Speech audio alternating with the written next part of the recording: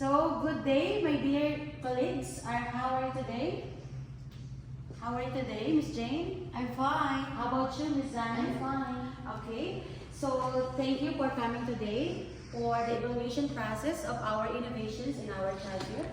So, again, the innovations that we have implemented are all about the good interactions with children and families, record keeping and sharing and synchronizing information among team members.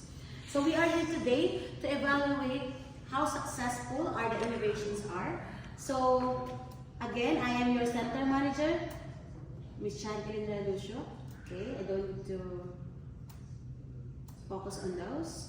So we have here 3 innovations. Now let's evaluate if they are effective or not.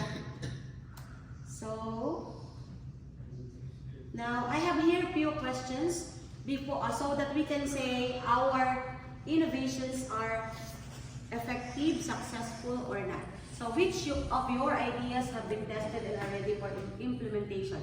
So among all the tasks or the ideas that we have implemented, which do you think are the most effective or ready for implementation? Miss Jane? Okay, so it's regular sharing of best practices regarding effective interactions, record keeping, and synchronizing information. Okay, we have do you think it's ready for implementation? Yes. How about you, Miss Joy?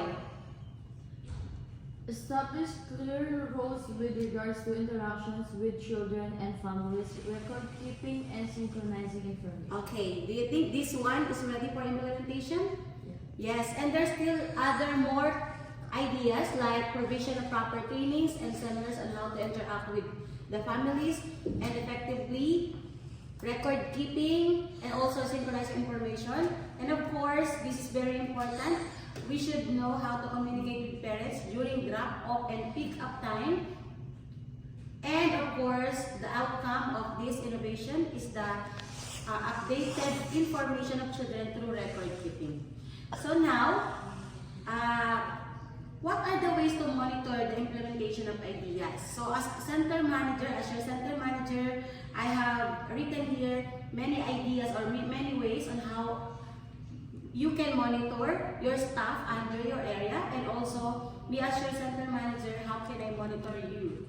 Okay, as my team members. First, I will be using monitoring sheet. Okay, don't worry because you will be given a sample of monitoring sheet so that you will know what am I going to observe, okay, in each and every one of you. So, and of course, checking the record book of children on a daily basis for proper monitoring. So I will check if you are writing information of children on a daily basis. Okay, we have to keep our records updated. Yeah, it looks like a log book in a daily basis. And of course, review tasks in progress on a regular basis and strengthen survey among parents or carers for feedback. So we all know that feedback is very important. Yeah. So we will strengthen the survey to parents so that we can assess ourselves or our program if it is effective or not, especially to our stakeholders, the parents. Yeah. Now, let's reflect now. What are we going to reflect on? We have to reflect on the innovations that we are implementing. So, in the small experiments that we have conducted, which do you think of those experiments are needed to be implemented? What do you think will be the outcome if we implement those ideas? Yes, Jane? Okay, based from idea that have been implemented, we have found out the good interactions between parents and educators. Record keeping and synchronizing information of children can lead to a good relationship between parents and educators, because parents were so happy and satisfied when they talk to educators about their child's Okay, that's nice. So it means that it is effective, right? Yeah. How about you, Miss Anna? Do you have anything to share? Do you have anything to share about your experience when we do this experimentation of our innovations? Also, through record keeping and synchronizing information of children, it became easy for every educator to get updated and work together to support children's social and emotional well-being. Okay, very good. So these are the reasons why we can say that our goals have been achieved. Okay, now what are the examples of successful innovation based from the task, based from the innovations that we have implemented? How can we say, or what are the evidences wherein we can say that these innovations are successful innovations? So there are different indicators. First, good relationship between stakeholders through good interaction has been maintained. Yeah. Because as you all shared, you said that you and the parents have built rapport, right? Meaning to say you have good relationship with the parents already because of the innovations. Because during the drop-off and the pick-up time, you had the time to talk to the parents about their child's development. Okay? And of course, another indicator is that good rapport amongst the stakeholder is evident, as I said earlier.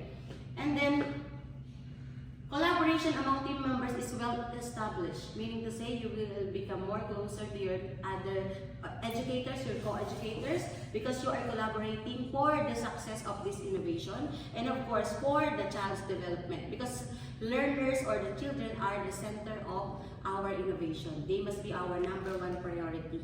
Okay, and of course, well-organized records of children, just like what I told you.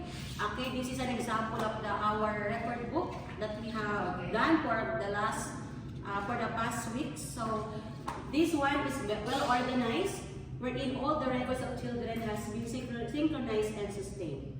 Okay, now let's proceed to the feedbacking. Okay, we all know that feedback is very important, especially when we want to assess the success of any goal or any achievement that we had. So how did you ask for feedback? So as I told you last time in our last meeting, I told you that we will be using the emails to get feedback from the parents. So this feedback is very important. Okay. So as I gather all the data, we found out that most of the parents are satisfied with the services that we offer, especially with the innovations that we have created. Okay, then who are the stakeholders? You already know that. We have the children, the parents, all the administrators, and of course, the educators.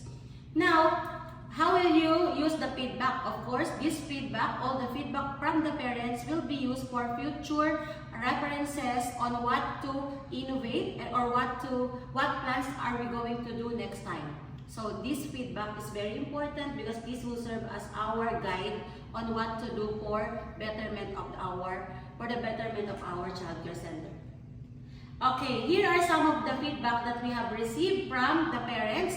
First, it became easy for me to communicate with the educators regarding my child's development because they're so happy. And then, educators are so approachable. That's nice to hear, right? And accommodating the address of the concern of the parents. And from you, the team members, I also gather information from you or the feedback from you.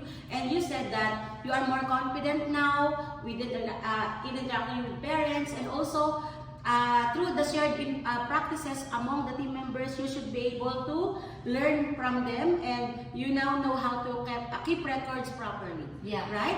So, it's very nice. So now let us see if our objectives have been attained. First, to ensure good record keeping. So we have already good record keeping practice. And of course, we already updated all the information of our children on a daily basis. And lastly, we have a synchronized information of children. So with that, I would like to congratulate you all for the very job well done. Congratulations and keep up the good work. Thank you. Thank you, team.